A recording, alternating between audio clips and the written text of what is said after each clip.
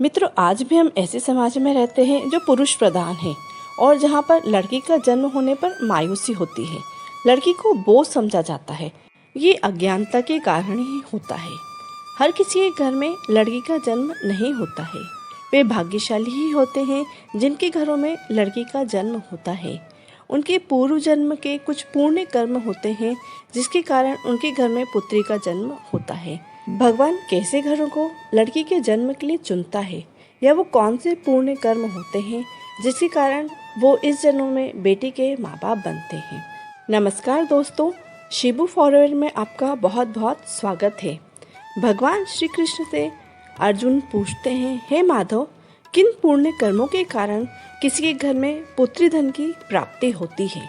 श्री कृष्ण अर्जुन से कहते हैं, हे पार्थ, किसी के घर में यदि बेटा भाग्य से पैदा होता है तो बेटियां सौभाग्य से प्राप्त होती हैं। जिन्होंने पिछले जन्म में पुण्य कर्म प्राप्त किए हुए होते हैं उन्हीं के घर में बेटी पैदा होती है।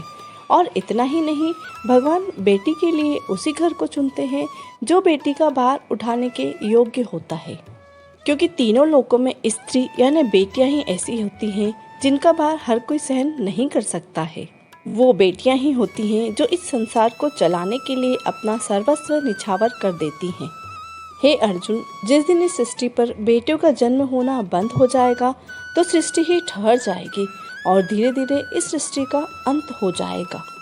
मित्रों, यदि श्री कृष्ण की इन बातों पर गौर किया जाए तो समझ में आएगा कि जिस दिन बेटियों का जन्म होना बंद हो गया उस दिन इस सृष्टि का अंत होना शुरू हो जाएगा, क्योंकि यदि बेटियां जन्म नहीं लेंगी तो किसी का भी वंश आगे नहीं बढ़ पाएगा।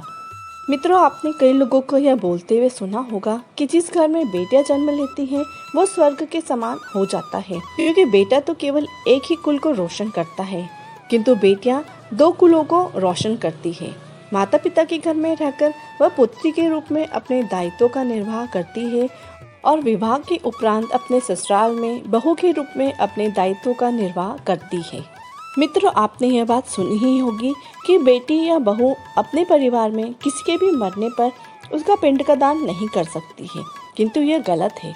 रामायण में बिल्कुल साफ यह बताया गया है कि राजा दशरथ की मृत्यु के पश्चात उनकी बहू माता सीता ने ही उनका पिंड का दान किया था, जिससे उन्हें जन्म मरण के इस चक्र से मुक्ति मिल गई थी।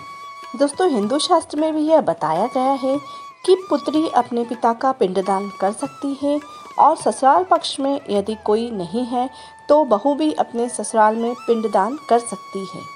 इसलिए मित्रों, जिनके घर में बेटियों का जन्म होता है वो किस्मत वाले कहे जाते हैं और वे प्रबल किस्मत वाले कहे जाते हैं जिनके घर में एक से अधिक बेटियों का जन्म होता है।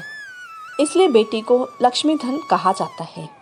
आज के समाज में यह सोच है कि जन्म लेते ही बेटी को बोझ समझा जाता है और यह सोचा जाता है कि जल्दी से जल्दी उसकी शादी कर दी जाए, किंतु यह सोच बिल्कुल गलत है। यह सोच उसके भविष्य को बर्बाद कर देती है। सोचिए, एक बच्ची के कितने सपने होते हैं और वह अपने सपनों को पूरा करना चाहती है, किंतु यह सोच उसके सपनों को पूरा नहीं करने देती है।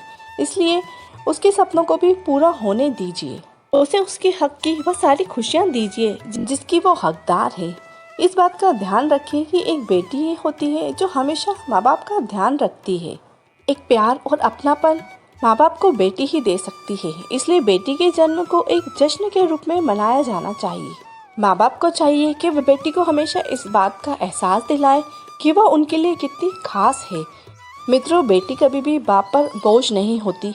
वो तो अपने परिवार की किस्मत चमकाने के लिए उस घर में पैदा होती है। तो दोस्तों, आज के लिए बस इतना ही। उम्मीद करती हूँ ये वीडियो आपको पसंद आया होगा। ये जानकारी आपको यूज़फुल लगी होगी, तो कमेंट करके मुझे ज़रूर बताएं कि आपको ये जानकारी कैसी लगी। वीडियो पसंद आई हो तो लाइक कर दें, चैनल पर नए हैं तो सब्सक्राइब कर दें और बेल बटन को भी प्रेस कर दें ताकि आने वाली हर मेरी नई वीडियो का नोटिफिकेशन आपको मिलता रहे। जय श्री कृष्णा, राधे राधे।